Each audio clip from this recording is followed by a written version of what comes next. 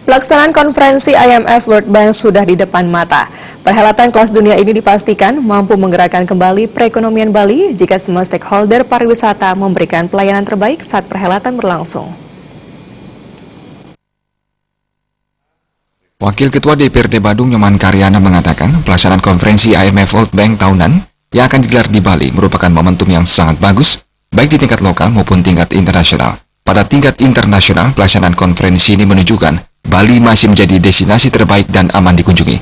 Sementara di tingkat lokal, mengangkat perekonomian Bali yang mengalami pelemahan dampak erupsi Gunung Agung.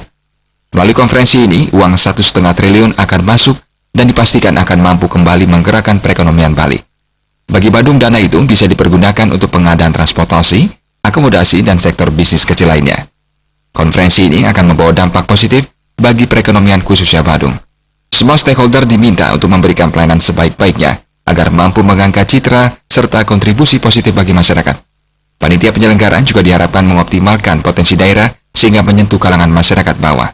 Konferensi IMF di Nusa Dua bulan Oktober ini tentunya kita sambut positif ya. Kita sambut dengan baik.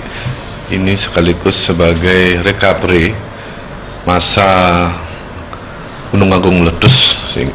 Mudah-mudahan bangkitnya pariwisata kita ini di Bali dengan adanya konferensi ini.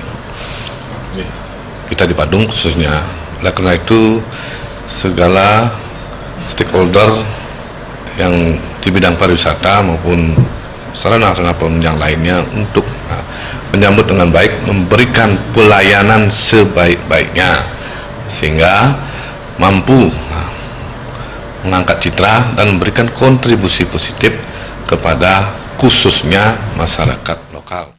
Ditambahkan, pemangku kebijakan mulai dari tingkat lokal sampai pusat untuk menjalin kerjasama dan koordinasi yang baik sehingga perhelatan IMF berjalan lancar. Sufiatna, Bali.